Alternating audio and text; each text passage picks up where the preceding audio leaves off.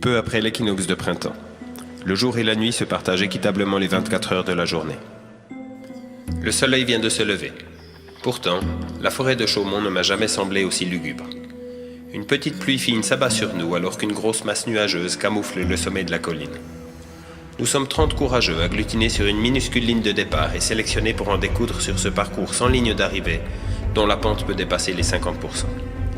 J'ai réservé ma journée et je suis prêt à courir pendant des heures, mais peut-être que dans 30 minutes, tout sera déjà terminé pour moi.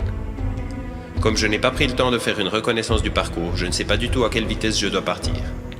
Heureusement, un meneur d'allure nous accompagnera pour la première boucle.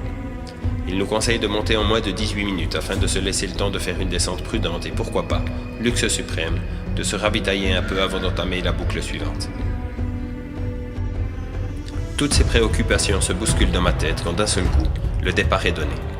Je comprends immédiatement pourquoi les organisateurs ont limité cette course à 30 participants. Nous attaquons sur un petit single où les dépassements ne seront pas aisés.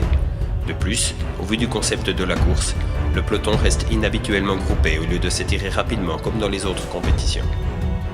Je garde en point de mire le meneur d'allure. Il est à une dizaine de mètres devant moi et donne un rythme très soutenu. La pente augmente, il ne ralentit pas. Je serre les dents pour rester au contact. Je panique un peu. Je voulais partir pour des heures de course et je suis déjà à l'asphyxie alors que mon chrono n'en est pas encore à 8 minutes.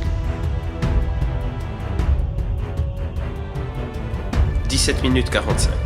Nous basculons sur la descente. Je reprends peu à peu mon souffle, mais je dois rester concentré. Le meneur d'allure descend à un bon rythme et nous sommes toujours très proches les uns des autres. À 28 minutes, perdus en pleine forêt, je me demande si nous n'allons pas tous être éliminés au premier tour. Mais je vois enfin arriver la route goudronnée, puis la ligne d'arrivée ou plutôt la ligne du prochain départ. Des coureurs sont déjà là. Ils auront eu le temps de souffler un peu et de boire un coup. Ce ne sera pas mon cas. Dans 10 secondes, le prochain départ sera donné. Je vois des retardataires courir comme des dératés sur la route goudronnée pour tenter de passer la ligne à temps. Pour eux, comme pour quelques autres encore masqués par la forêt, l'aventure est déjà terminée. Mais pas le temps de s'apitoyer sur leur sort. Le départ de la deuxième boucle vient d'être donné. 3 montées auront eu raison de moi, et de beaucoup d'autres. 3 petites montées. Je suis changé et douché depuis longtemps. J'ai même pu rentrer à temps pour prendre le petit déjeuner avec ma femme et mes enfants. Nous venons d'apprendre que le dernier survivant a lui aussi fini par déposer les armes. Cette année, personne ne relèvera donc l'impossible défi proposé par les organisateurs, à savoir tenir jusqu'au coucher du soleil. Parcourir 24 boucles en 12 heures. Une distance de 80 km, mais surtout l'altitude de l'Everest en guise de dénivellation positive.